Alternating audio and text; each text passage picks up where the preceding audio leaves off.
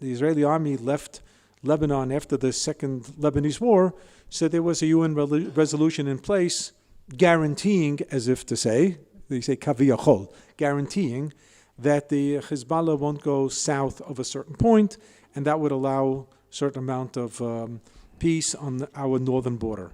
Of course, the Hezbollah violated it left and right, and the UN resolution ended up meaning nothing. In spite of that, there's still some efforts, whether it's the United States and others, to try to help with Israel work out some type of diplomatic solution. But everybody knows that a diplomatic solution is just a stopgap, and you don't know if it's going to last for a day, for a year, or 10 years. But whatever it is, it pushes the moment of actual warfare off a little bit. And sometimes countries have to make a consideration after the difficulties in Gaza and the price that's been paid. Maybe we need a breather a little bit, and no doubt one day there's going to have to be another round in Lebanon, but maybe it doesn't have to be tomorrow or the day after. So that's doron, that's the diplomatic. The other is milchama. Country is ready. The country is ready for another round in Lebanon as it tries the next month or two to finish up the job in Gaza. Hopefully not longer than that. But then there's the tefillah. Tefillah is an absolute obligation for every single person. I'll even go beyond the Jewish nation. The world at large should be praying for peace. Nobody needs war, but especially OUisrael in these days. So those of us who are not engaged in the military have obligation for tefillah. And we know that from Milchemet Amalek in Parshat Bishalach. We'll get to it in Parshat Bishalach in just a few weeks. So there the Torah says that Moshe Rabbeinu ascends the mountain with Ahron and Hur, and Moshe Rabbeinu's hand is being raised, and Vayar kasheyarim yado begavar Yisrael kasheyaniach yado begavar Amalek. When his hands go up, the tide swings in the favor of Am Yisrael. When the hands go down, so the Mishnah in Masechet Rosh Hashanah asks the question: V'chi yadav shel Moshe osot milchama? But Moshe was this hocus pocus here, up and down. So it says it has to do with tefillah. Because tefillah is a gesture. When your hands are up, the Torah says, ve'efros et kapai, in Sefer Shmot, Moshe Rabbeinu, when he's davening. Because this used to be the big gesture of prayer, right? Your hands up. Yeshayahu Navi, u'farischem kapechem alim einai mikem. There, it's in the negative, where the Navi says, and when you're davening, I'm going to ignore it. In Yeshayahu Perek Aleph, we read it right before Tisha B'Av. U'farischem kapechem. So Prisat Kapayim is a gesture of tefillah. I mentioned more than once here the idea of Professor Yisrael Toshma, Zichrono Livracha, that the whole idea of covering the eyes in candlelighting Friday night actually emanated from an original idea that women said a tefillah at the time of Hadlakat Neirot. And they said a tefillah for their family, for their children, for the surroundings. And that's why a tzedakah box was associated with Hadlakat Neirot, because whenever there's tefillah, there's always tzedakah. And the women would light candles first, before, with the hands up as a gesture of tefillah, and later it became a secondary reason to it. But the idea of Vefroset Kapai, so this was what the Mishnah says, Moshe Rabbeinu is showing that Am Yisrael is davening, he's symbolizing it, so then the tide was in our favor. But when Am Yisrael saw, we must have great military strategy and great armaments and so on, there's no need for another Perek of Tillim, so then the tide swung in the favor of the Amalekim. So you see that there's a tremendous need for those who are not active on the battlefield to engage in tefillah. And by the way, tefillah, not only taking out a sefer, or let's say a tilim or a siddur or whatever, and saying specific tefillot, but you can also meditate tefillah. You can meditate. You're waiting for a bus. So you can think of a zillion things. But you can also think of some pasuk in Tehillim that you know. And, you may not know the whole parak, but sometimes you might know a whole parak by heart, whatever. And I can prove it. Because, so those of us who would go up to Har HaBayit, and, there's this issue that they don't let you daven on Har HaBayit. So the point is, why are you going up to Har HaBayit? I mean, Har HaBayit, you're not allowed to go up unless you're doing something that's defined as Avodat Hashem. So you can't bring a korban today. That's not going to work. You also can't bow down there because they're going to throw you right off the mountain. So what else can you do, avodat Hashem? The answer is tefillah. So how can you say tefillah if you can't say it? If they see your lips move, they're going to throw you off. The answer is to meditate, tefillah. That nobody can stop you. Can't stop you from meditating. And that's based on a Mishnah in the 3rd chapter of Masechet Brachot, that there were certain people who are tmeim, who are tamei for a variety of reasons, who Chazal said until they go to the mikveh, they're not allowed to say something of a davar shebikdusha, like a bracha or shema. So the question is, how do they daven? How do they say shema? How do they say a bracha? The answer is they meditate. Meharher bilibo. That's the Mishnah. So you see from there that hirhur bilibo has status. What do you say to a person who had, God forbid, a stroke and lost the ability to speak? The Lubavitcher Rebbe, for the last 2 years of his life, couldn't speak. So how did he daven? The answer is meditation. You meditate the tefillah. So meditating tefillah has status in halacha. And therefore, when we're in these days, when there's a tremendous obligation for Am Yisrael to be engaged in upgraded tefillah, we can even daven when we don't have a sefer in the hand. We can meditate tefillah. And by the way, it doesn't have to be a formal text. It could be anything in your mind. Rabbi Shalom, let the soldiers come back b'shalom. That's a tefillah. Just think it. You don't even have to say it. Just think it. And that becomes another tefillah and another tefillah, and the conglomeration of all the tefillot that adds up. It mamash adds up, and that's what Am Yisrael needs today, tefillah. So that's why they asked me, they asked all the speakers now for this particular session, Zman, to deal with topics that have something to do with our current events on some level. And I figured, let's talk about tefillah. Because tefillah you can talk about whenever, but I think I want to focus on specific aspects of tefillah that will be relevant to the day. There is a fundamental machloket, a dispute between Rambam and Ramban. Is tefillah part of the 613 commandments? Now, this can be a shock to those who are not familiar with the fact that Moshe Rabbeinu never came down with a list of 613 commandments. At best, a number. At best. That is also a machloket. That's also a dispute. Did or did not Moshe Rabbeinu come down with a number? 613. Is the number Taryag mitzvot from Sinai? So the Rambam says absolutely yes. Absolutely yes. And he uses a Gemara in Masechet Makot that takes the pasuk that we're all familiar with, TORAH tziva lanu Moshe, which the Gemara says that should be the first word that comes out of a person's mouth when he's a little child. He should just teach him, TORAH tziva lanu Moshe. So when he finally starts babbling, his first word is Torah. Doesn't always work out like that. One of my daughters, who's a big Talmid Chacham, her first word was banana. So it wasn't Torah. It's usually Ima, by the way. But it can be, whatever it is, right? I have a nephew. His first word was more. Every time that he gave him to eat, more.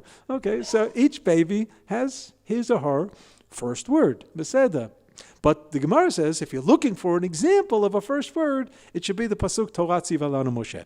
So Torah, let's do a little math. Tav, Vav, Reish, Hey, adds up to 611. Torah tziva lanu Moshe. Moshe Torah 611 mitzvot. But 2 of the mitzvot we heard directly from a Kadosh Baruch Hu, from the first 2 of the Aseret HaDibrot, Anochi Hashem Elokecha, and Lo yeh lecha elim achrim al panai.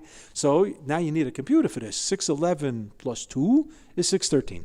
And the Gemara says, Melamed shekulam nitnu leMoshe miSinai. That's what the Gemara says. You see from here that they're all given to Moshe. And the Rambam says, this is absolute.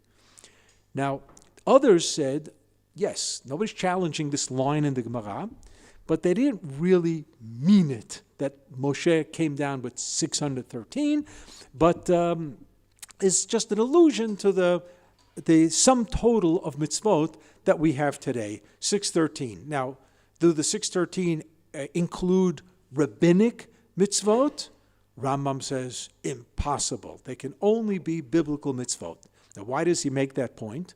Because 500 years before the Rambam was the author of the Halachot Gedolot, 7th century. Now, why I say author, what's his name? We're not sure. It's one of the Geonim, We're just not sure his name, so he's called the Bet Hey Gimel Behag Baal, the author of Halachot Gedolot. Fine.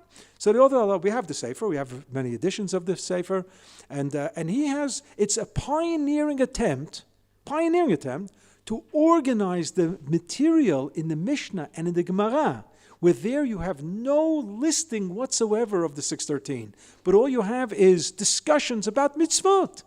And he organizes it into a list. So he's a pioneer. The only problem is, part of his list includes lighting Hanukkah candles and reading the Megillah on Purim. And the Rambam went ballistic, because this can't be part of Taryag. And not only the author of Halachot Gedolot, but one of the greats of the end of the period of the Geonim, Rabbi Saadia Gaon, from the beginning of the 10th century, he also has a poem of all of the 613 mitzvot that the Sfaradim until this very day say or sing it on Chag HaShavuot. You can't get better than that. A nice poem about the 613 mitzvot. And there he has lighting Hanukkah candles and reading the Megillah on Purim. So what does that mean? Could it mean that they thought that Moshe Rabbeinu gave a mitzvah to light Hanukkah candles on the 25th? But hold off, it's a slow release mitzvah. It's not for today. In 1,500 years, there's going to be a story with the Maccabees, so then it'll kick in. Or same thing with Purim. In 1,000 years, there'll be a story in Shushan, and then the mitzvah is going to kick in. A slow release pill. So Rambam says, absolutely ridiculous. That's not what they thought either. They thought that the number 613 that's being wielded by Chazal as being the sum total of mitzvot, it includes rabbinic mitzvot as well. It's as simple as that. And the Rambam says no such deal. The 613 are only biblical, and then he goes on in the 12th century to write his Sefer HaMitzvot. Now on the Sefer HaMitzvot, less than 100 years later, the Ramban, Rabbi Moshe ben Nachman, argues with the Rambam on at least 26 locations. I can tell you that a little over 50 years ago, and I'm dating myself now, when I was still at YU, and Rav Lichtenstein, Zechanol Bracha, was his second year at the Yeshiva TORAH Tzion after his Aliyah. He comes to New York to interview the next year's crop of B'nai Chutz La'aretz, and we were sitting there, 6 of us at the same time. That was a miracle, because if it would have been one-on-one, we would have been killed. But he gave us a bechina in front of, with 6 of us. And he said, what are you studying? I said, well, we're studying Masechet Sanhedrin. Okay, what sugya? Kiddush HaChodesh and Ibur HaShana. Okay, so Kiddush HaChodesh, Rosh Chodesh, Ibur HaShana is the leap year. So he says, is that 1 mitzvah or 2 mitzvot? We knew a lot about the subject matter. None of us knew how to answer that question. Is it listed as 1 mitzvah or 2 mitzvot? Now I know, I'm a little smarter. It's a machloket between the Rambam and the Ramban. The Rambam counts it as 1, and the Ramban counts it as 2. That's why when we started the yeshiva in 95 in Chashmonoim, the 7th graders, I drilled it to them that it's a machloket between Rambam and Ramban. If they take an exam by Rav Lichtenstein and he asks you that question, you're not going to fail on this question. You're going to know the answer.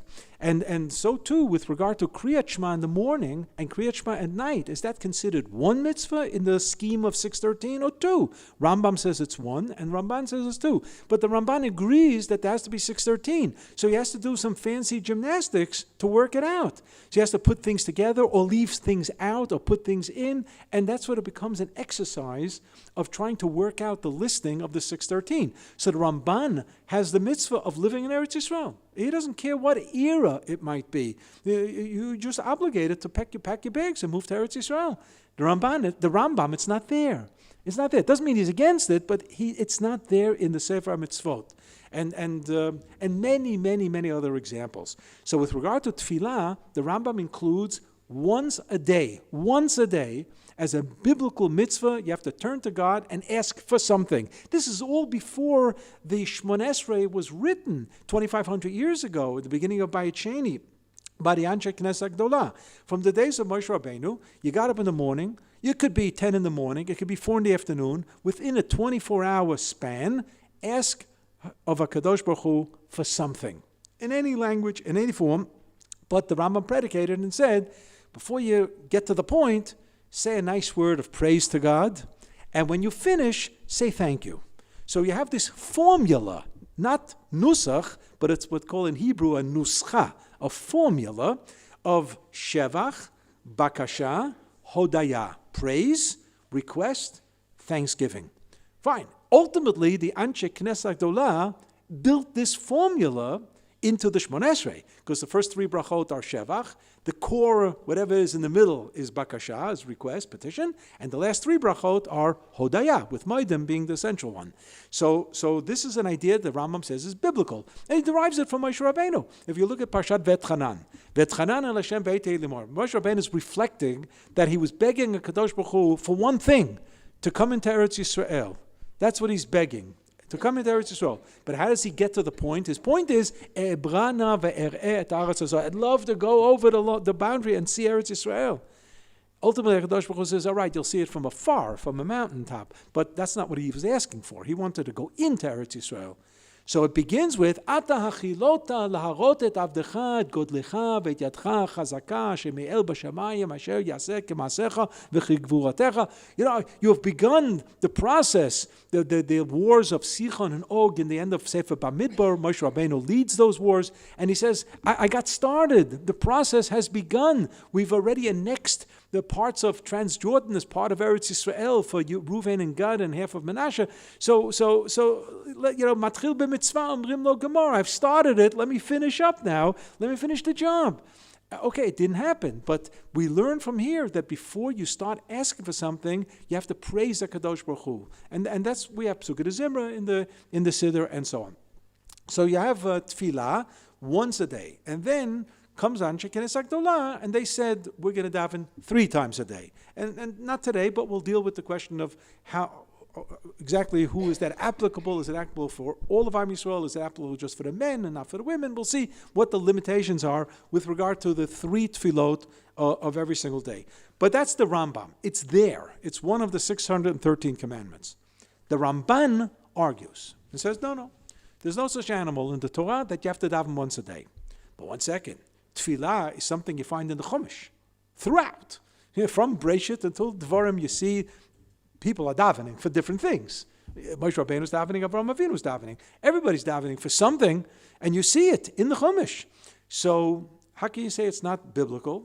So Ramban says, what you have in the Chumash is crisis prayer.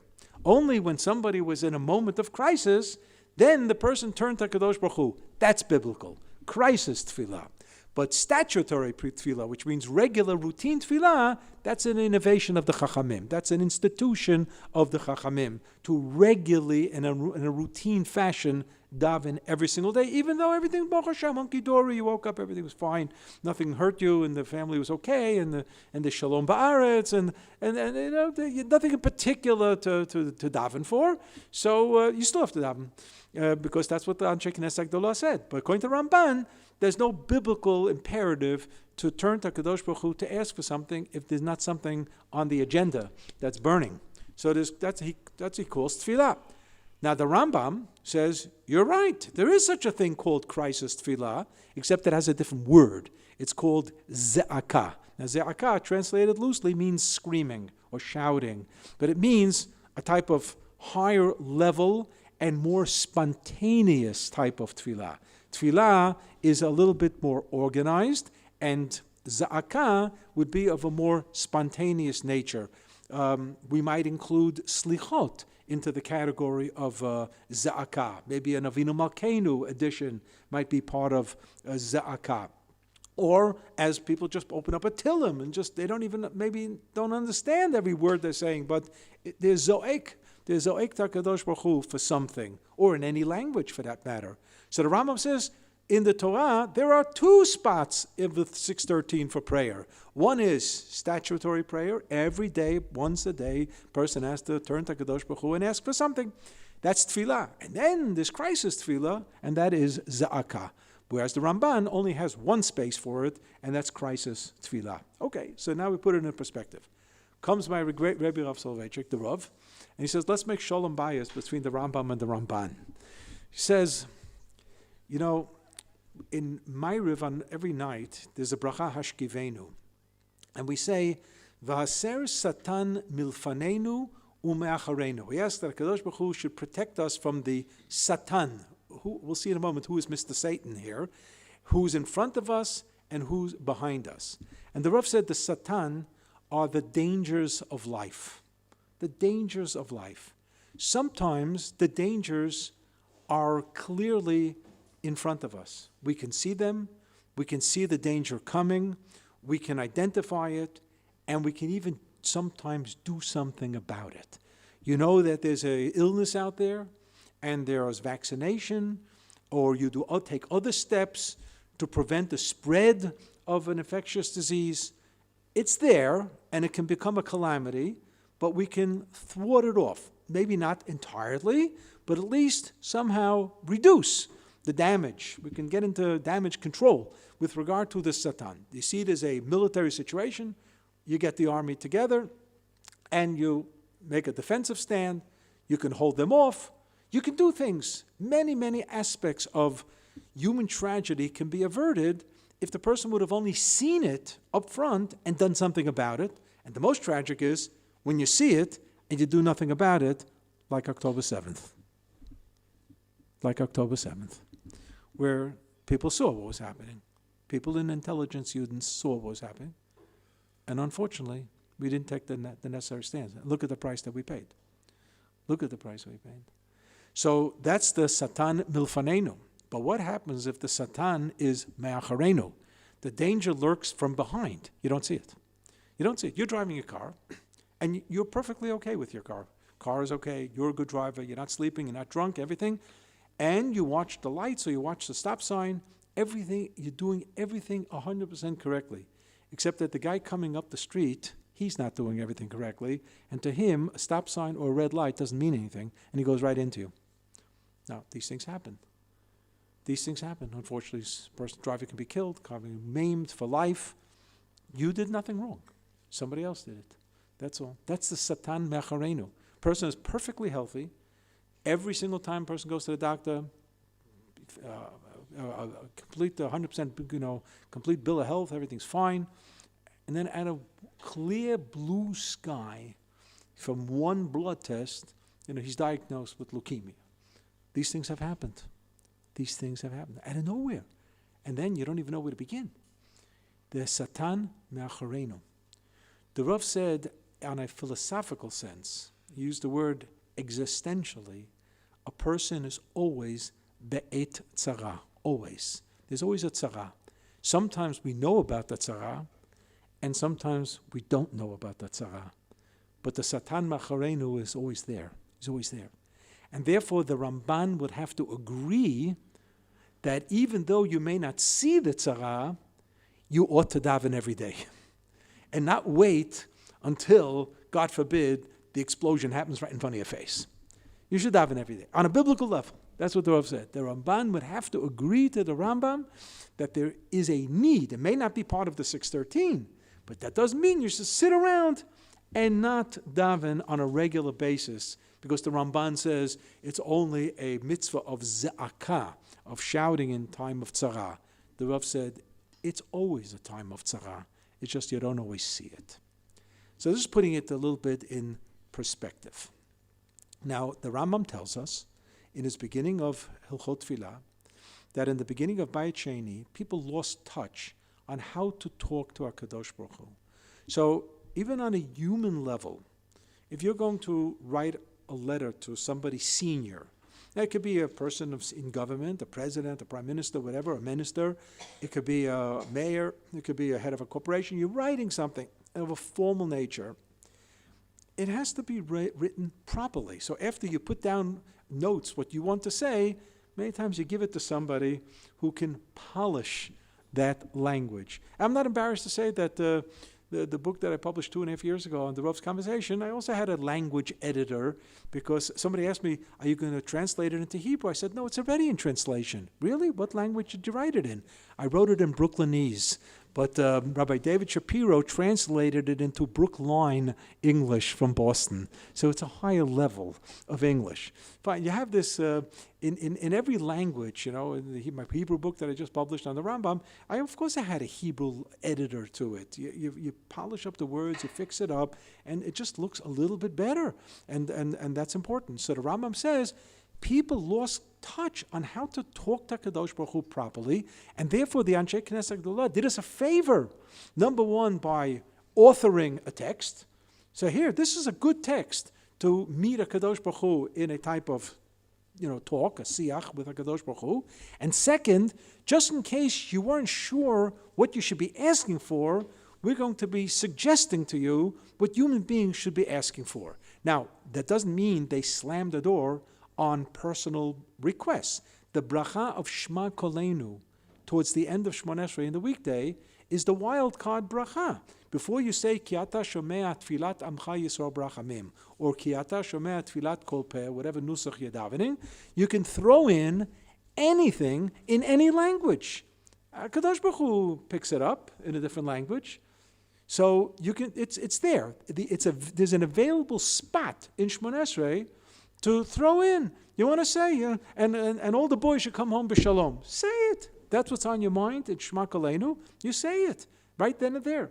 But there is an agenda in the Shmoneh Esrei that Anshe Knesset Hagdolah felt these are things that we should be asking for because these are proper needs. Proper needs. Now, the problem in Western society, and if not all of us are products a little bit of Western society, we grew up with a culture where sometimes you purchase things not because you need it, but because your neighbor already bought it. And you don't want to be the last one on the block, with this old jalopy car, so you're going to have to buy a new car. But the car works. It's fine. It's 100% okay. No. It's just, lo mechubad. I'm the last guy with this jalopy car, right? Or other things that people invest when they go shopping, or to make shopping into a sport. What are we doing this afternoon? Going shopping. Do you need anything? No. So what are you doing? It's a thing to do. It occupies me. Look at the floor, the window, the shop windows, and so on. Maybe I'll see something. Maybe I won't see something. Whatever. It's just an occupation. That's all. The Rambam, in describing Yemot HaMashiach, the very last lines of his Mishnah Torah, he says in those days, he says there won't be ra'av, there won't be famine, there won't be war, and there won't be kin'ah v'tacharut, there won't be jealousy and competition. He says the only thing you're going to go out to buy is things that you need. You ran out of milk, you go to a Markolet, you buy milk. That's all. You don't buy 10 cases of milk because your neighbor brought in 10 cases of milk. It's ridiculous. You buy per need. And I remember saying a drasha, and I probably said it here in the course of the last 40 years, when we talk about the Hanukkah candles, and until how long should the candle be lit on the Hanukkah night, the Gemara says, until people have come home from the marketplace. And I've interpreted it homiletically, until we get the shuk out of our minds. Until we get our feet out of the market. There is a spiritual side to Hanukkah, and we're supposed to put the material side on the side. Just get the shuk out of your life right now. We're dealing with something much more important than consumption and being a consumer. So Anshe Knesset Gdolah gave us what they thought would be a proper agenda. So it has to do with da'at, chonein ladam da'at. Yes, we need wisdom. That there was my father of Shalom told me that there was a speaker in Europe. He toured Eastern Europe. His name was Masliansky, and he spoke in Yiddish. And he said once in a speech that it was true what Moshe Rabbeinu said about Am Yisrael, that we were Am Chacham v'Navon, very wise nation. It's all very nice. But if we would have had a little seichel, it wouldn't hurt. Seichel means like a little common sense sometimes. We're brilliant people, but sometimes chaser seichel, you know what I mean, seichel. So it's true that we have to ask Kadosh Baruch Hu for chokhmah, bina, adat. If you're Nusach Ashkenaz, deya, bina, vaskel. We'll see later it's the same thing. And then there's tshuva. Yes, you have to ask Kadosh Baruch Hu. You don't have to wait for Yom Kippur for that. And you ask for slicha, atonement. Yes, and to get us out of all kinds of local problems, headaches, aggravations. That's re'ena ve'onyenu. And then health. Yeah, health is a good thing to asking for. And parnasah, sustenance. You should have food on the table. These are things that we need. And the Anshe Knesset Gdolah said, you want to know what to ask for? Here's a schedule. A, B, C, D, E. Say these brachot. You have other things, v'akasha, in Shema Kolenu, add whatever you want. But this is an agenda that they gave us. The problem was that from the days of Anshe Knesset Gdolah until shortly after the destruction of the second Beit HaMikdash, certainly after the Bar Kokhba revolution, we're now in the 3rd century with the emergence of the Mishnah, this Beit Din Hagadol, the Sanhedrin of the 71, ceased to function as an authoritative body of Torah Sheba'al Peh, of the oral law. What I mean to say is, while the 71 had a judicial function as well, but it was very rare that you required 71 dayanim for something judicial. You needed 3 judges for monetary cases and such. You needed 23 judges for capital punishment. What else is there between capital punishment and monetary cases and civil cases where you need 3? So the Mishnah delineates a handful of cases where most of those cases never ever happened. So what do you need them for? 71 dayanim. The Rambam tells us it was really an oversized koilel of the greatest Talmidei Chachamim of the generation, and if there was an issue of the oral law nature that had to be clarified, and they didn't know, they took a vote. And whatever the vote was, that became the halacha. And you are bound to abide by it. Acharei rabim lahatot, by majority rule, and lo tasur min hadavar asher yagidu lecha yamin usmol, the Torah says in Parshat Shoftim, do not deviate left and right for what they're going to tell you. Fine. Which means that in the days of Beit Sheni, when there was already an organized Shmoneh Esrei, almost 500 years, the Beit Mikdash is standing and functioning with korbanot, Am Yisrael in the north and in the south and in the center of the country are davening 3 times a day, Shmoneh Esrei. So there are 18 brachot. Fine. So the nusach of the bracha was uniform, because if somebody challenged a word in the nusach, in the version, the literary version, so the Beit Din HaGadol, the Sanhedrin, said, all right, let's take a vote on it. And whatever it was, and that became the nusach for everybody. So there was no Ashkenaz, and no Sfard, and no Ari, and no Teiman, and no Chabad, and no this, and no that. Can you imagine? Everybody's davening one standard Shmoneh Esrei. Or to use Rav Goren's phrase, which he thought he was going to be able to push it over in the army, Nusach Achid, the unified Nusach. Of course, he called it Nusach Achid. We're taking the variants and trying to make it into one unified Nusach. But then it was really Nusach Achid because it was Nusach Echad. That's all there was. There was just the one Nusach of the Tfilah Shmoneh Esrei. What brought about the differentiation in Nusach was the Galut. The fact that we were dispersed. So I mentioned in my book in Conversations with the Rav that the Rav didn't like the word diaspora. He said the word diaspora is much too refined and lent legitimacy for being in Chutz La'aretz. Now he said that in Boston and New York. Can you imagine? Sitting in Boston and New York, he said he preferred the word galut. Galut, or as he said it, golus. Galut, exile. Because when you feel you're in galut, you know you're detached. You have a sense of being detached. You're not at home. You're not at home. And the Rav explained it, and you can use this coming Shabbat for Parshat Shmot, where the Torah says, Ve'ele Shmot b'nei Yisrael haba'im Mitzrayma. These are the children of Yaakov who are coming to Egypt, but then in present tense, who are coming, and the pasuk ends in the past tense. Ish uveito ba'u. They had already come. I mean, my gosh, we finished Sefer Breshit in Parshat Vayigash. You see that they came already. And there it gives the listing of the 70 names. In the beginning of Shemot, it just reduces it to 12 names, because it's just the headlines. And it says, Ve'ele Shmot b'nei Yisrael haba'im Mitzrayma, there in Parshat Vayigash, and there the present tense makes sense. These are the names of the children of Israel, of Yisrael, of Yaakov Avinu, who are now coming into Mitzrayim. And the Ramban says that the beginning of Shmot is nothing but a quote from Parshat Vayigash, and that's why the book begins with conjunction and. How do you begin a book, not let alone a paragraph, a book with vav, ve'ela? The book should have started Eila Shmot b'nei Yisrael. But in the context of Parshat Vayigash, the word ve'ela makes sense, because it says that they came down Shiv'im, and here are the names, ve'ela Shmot b'nei Yisrael. And if the Torah is simply quoting itself, so it quoted the whole pasuk as is, ve'ela Shmot b'nei Yisrael. But the end of the pasuk is in the past tense, Ishu Eito Vau. So Rav cited a medrash, Ruvain yarad, Ruvain Allah. Shimon yarad, Shimon Allah. Levi yarad, Levi Allah. I mean, Ruvain went down to Mitzrayim, Ruvain went up from Mitzrayim. Shimon came down to Mitzrayim, Shimon went up from Mitzrayim. What does that mean? That Ruvain, Shimon, Levi, Yehuda, the children of Yaakov, they went out at the time of Moshe? Ridiculous. That's obviously not what happened at all.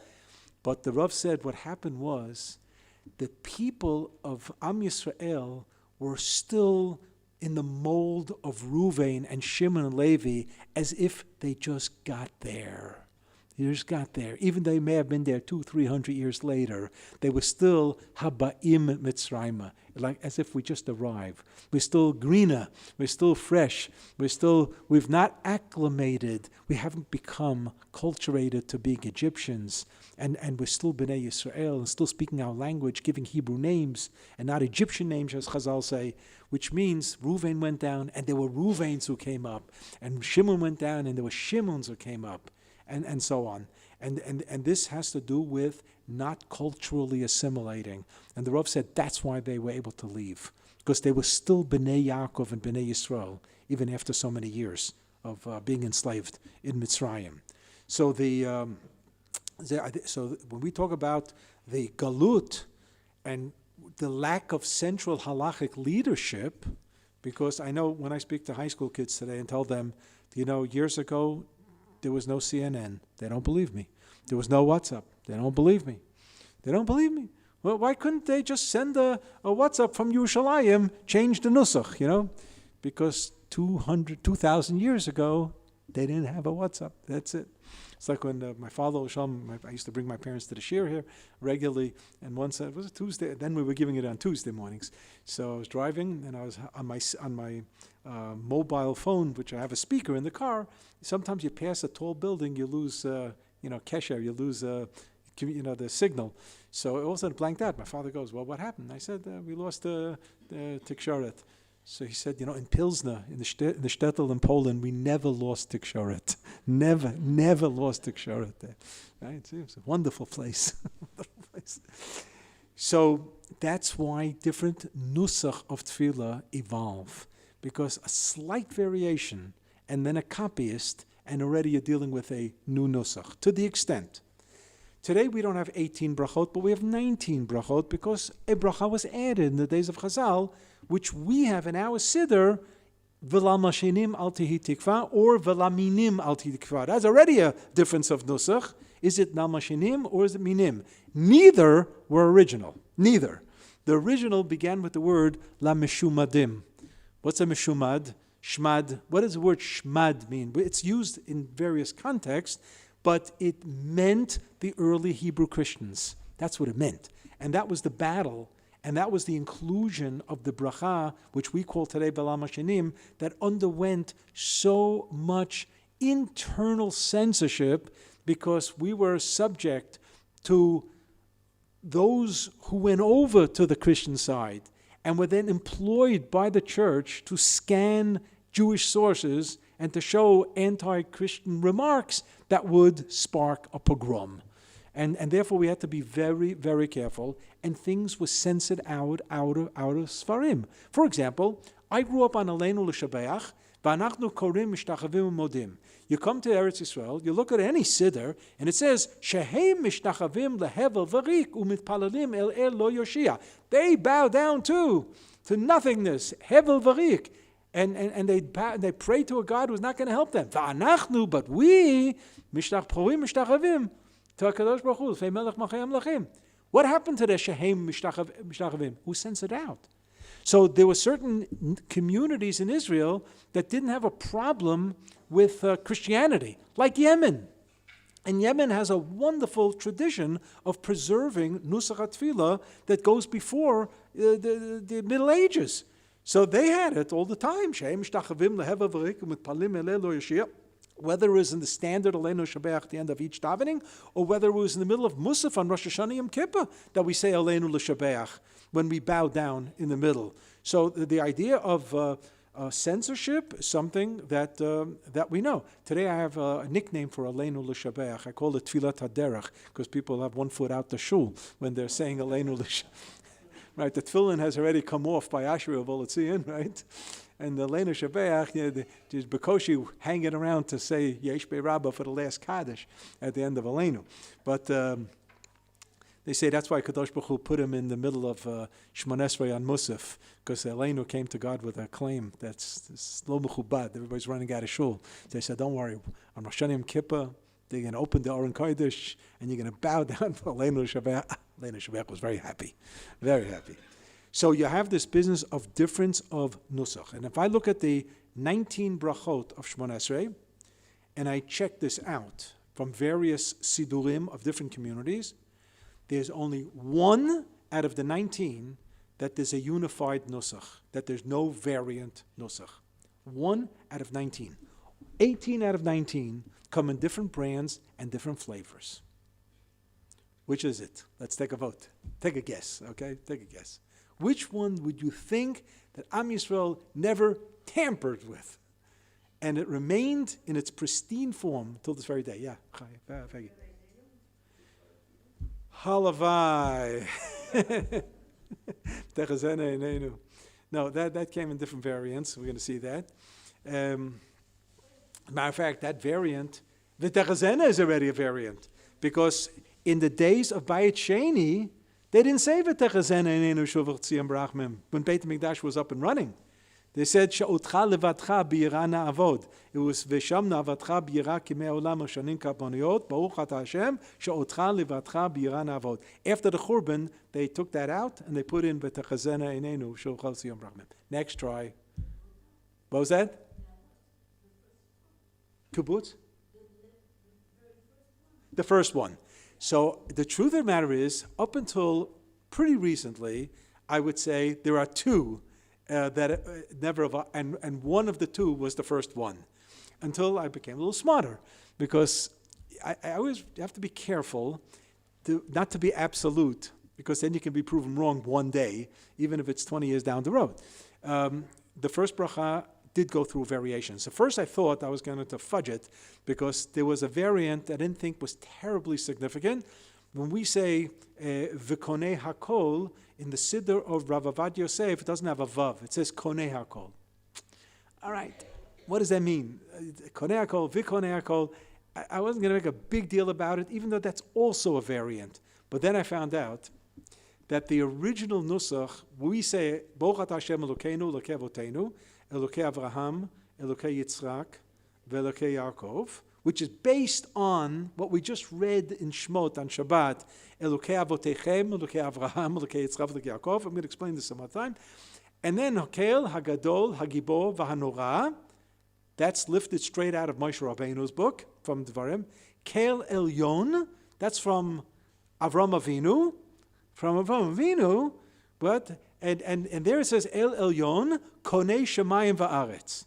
Now, if you look at Friday night's davening after Shmon Esrei, and we say Vaychulu Shemayim, and then the Chazan has an abbreviated type of Chazarat HaShatz. It's not really Chazarat HaShatz; it's an abbreviation which was thrown into the Siddur so that the latecomers shouldn't have to go home alone in pitch black because it was dark and dangerous. So they figured, you know what, we'll stick in something to stretch it so that the latecomers will be able to leave shul at the same time as those who came on time. Isn't that very kind and considerate? But it was apparently a dangerous situation. So we say, the Chazan says, Baruch atah Hashem, Elokeinu, Elokei Avotenu, Elokei Avraham, Elokei Yitzchak, Elokei Yaakov, Hakel Hagadol Hagibor Vahanora Elyon, Konei Shemayim Va'aretz. Where did that come from? Turns out that was the original nusach of Avot. And that was changed by censors. I'm jumping now, I'm not going to give the whole speech now. That was changed to Konei Hakol. And the Konei Hakol triggered another change of censorship from Ritzon Konam that we have in the morning in Shachris. We have it in Kel Adon, Ritzon Konam, and we also have it in the Kiddush Levana, Ritzon Konam. The original word was Koneihem. And it had to do with a reference to Avram Avinu partnering with HaKadosh Baruch Hu in creation of the world, which is an Agadic idea, but it played into the hands of the Christianity that HaKadosh Baruch Hu had partners. And what are you blaming us that Yeshu is a partner? You also had partners. So we had to somehow strike out any possible reference that Avraham Avinu was a partner on any level whatsoever, and made the whole thing became singular. Konei Hakol, he was the Konei Hakol, and it was Ratzon Konam, and so on. So this was a censorship issue. So the first bracha also went through censorship. What? Maidim also went through changes. Yeah. Okay, you give up? Fine. It's the bracha of tshuva. Hashivenu avinu l'toratecha, v'korvenu malkeinu la'avodatecha, v'hachazirenu b'tshuva shlema l'fanecha, baruch ata Hashem ha'rotzeh b'tshuva. Every single nusach has that version, without exception. At least, and I checked whatever I can get my hands on, what I know of variant nuschaot in davening. Everyone has the same, without exception, which is amazing. And I think there might be even a thought to it, because who is a person being choser b'tshuva to? It all adds up to HaKadosh Baruch Hu, which means the direction of Hashivenu Avinu Toratecha leads to one point. It cannot be divisive. It can't be that he is being choser b'tshuva here and she is being choser b'tshuva there. There is no here and there when it comes to tshuva. There might be differences in the pathways of tshuva, that yes, but they all add up. They all come to a certain crescendo and an apex where it joins and it becomes a Kadosh Baruch Hu. That's the tshuva. So there, it makes a lot of sense that it was all the same. So I was hoping that the first bracha would also be without variance, because this drasha of unity plays into the idea of Magen Avraham, of Avraham Avinu being the Av Hamon Goyim and so on. But all right, not going to work. There's variance there as well. So this is just by way of a little bit of introduction. Another point that I want to mention is that many times the Anshe Knesset Agdola used biblical phrases to formulate their bracha, and the reason was that if a phrase or a full pasuk is mentioned in Tanakh, it's imbued with that level of Ruach HaKodesh, which they wanted the tefillot to have. So if you take a look on the source page, source number 3, we're going to collect this and we're going to give it back next week. Source number 3, it's from Yirmiyahu Perek Yud Zayin. It also happens to be the Haftarah of Parshat Bechukotai. And there it says, Rifa'eni Hashem ve'erafei, Hoshi'eni ve'ivasheya, ki tehilati ata. It's in singular, but it's the identical formulation in plural of our Shmoneh Esrei, of Rifa'enu Hashem v'neirafei, Hoshi'enu ve'nivasheya, ki tehilatenu ata. So the Gemara tells us that when we daven, our private davening, not only if you're in shul with a minyan, you're davening at home. You say, Rifa'enu Hashem, yes, Kadosh Baruch Hu, He should heal us. Why? We had a president of Israel, Asa Weizmann, right? He was a nephew of Chaim Weizmann. He had zchuyot. One of them wasn't that, he was not a religious Jew, okay, but he had zchuyot. I mean, he was the first Air Force of 1948 and so on. So it was blatantly not religious. But when he became president of Israel, at his first press conference, he made a comment that he is not going to violate Shabbat publicly. Now, that's not a small matter, by the way. In halakha, I'm not talking about the policy of the president of Israel. In halakha, it's called Mechalel Shabbat B'Fahesya. If somebody is blatantly desecrating Shabbat publicly, then you can't drink his wine. I mean, it puts him into a category of an idol worship. It's a very strong statement. But a person's, at home, watches TV, does what he does. Okay, he'll have to deal with it with HaKadosh Baruch Hu. But at least publicly, keeps a posture of religious behavior. That's why those people think that State of Israel, Ben Gurion, who's not religious at all, agreed that there should be a public posture of Shabbat in this country. And that was very significant. It impacts on there was been it's been caving in the last 20 years. But there was once upon a time, there was no TV on Shabbat, there was no movies on Shabbat, no restaurants on Shabbat. Things have caved in, beseda. But at least the theory was that there should be a public posture of Shabbat, no public transportation, and so, which caused a lot of social headaches down the road, and so on. So Ezer Weizmann makes the statement that he's not going to be Mechal Shabbos, but for Hesya, fine. So one reporter asks him, and they called him by his first name, Ezer, so you're also going to daven? Tatit Palel? As if they were kibitzing with him. So Ezer Weizmann had his personal secretary. His name was Aryeh Schumer, who wore a kippah. Was a religious fellow. So Ezer Weizmann says, Ari davens for me. So everybody laughed. It was a big joke, Ari davens for me. I said, that's far from being a joke. It's far from being a joke. Because exactly what Chazal said, why we daven in the plural. Because we have an obligation to pick up with those who are not davening. We have to daven on their behalf as well. And take Rosh Hashanah. The Rambam says that Rosh Hashanah is the day of Yom Adin for the world, based on the Mishnah. V'chol ba'ei olam ya'avrun lefanecha kivnei maron, right? We say it in the Tana Tokef. The whole world. I don't remember Goyim coming to Shul on Rosh Hashanah to daven and to hear the shofar. Where are they? The answer is, it's on our shoulders. We have to somehow spread the message to the world that there's one God and they should live. They don't have to keep 613. Let them keep 7 mitzvot of Noach. That's all. 7 mitzvot of Noach. It's our obligation to teach them, to convince them. The Lubavitcher Rebbe went on a binge towards the end of his life on Sheva mitzvot b'nei Noach that President Ronald Reagan, on a Shabbos afternoon, 2 p.m., he used to have a radio broadcast to the people where he was schmoozy. I mean, this was President of the United States, but he did it, and you can call in, and so on. So one Shabbos at 2 p.m., he says, in honor of the birthday of the Lubavitcher Rebbe, Rabbi Menachem Elishnerzin, I take upon myself the 7 Noahide laws, the 7 mitzvot b'nei Noach. It was a big Kiddush Hashem. And he asked all Americans to do the same. And that's what we have to do. That's part of the mission of Am Yisrael. So Umot Olam also have to daven. So Jews who are not davening also have to daven.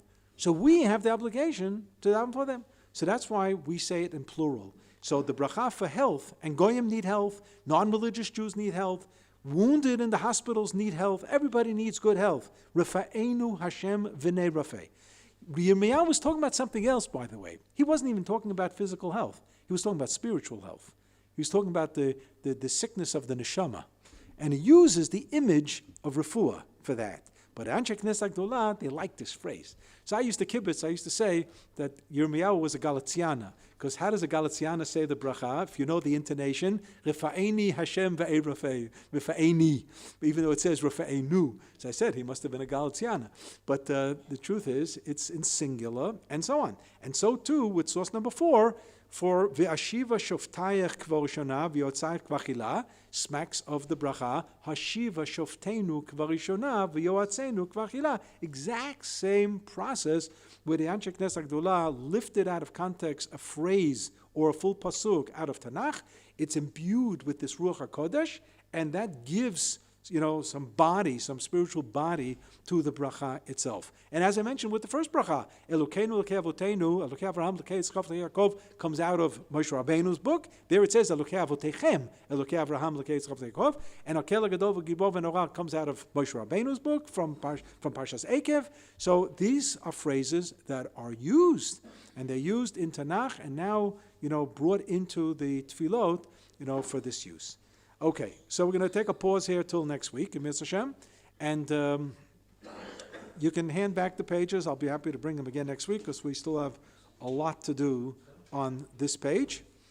And God willing, we will all join in the tefillah efforts of all of Am Yisrael. Ki ata shomea tfilat kol peh, and ki ata shomea tfilat Amcha Yisrael b'rachamim. And Kadosh Baruch Hu should send a refuah shlema to all the ptsuim and to all the cholim, and he should send shalom to all our chayalim and chayalot, and everybody should come home b'shalom.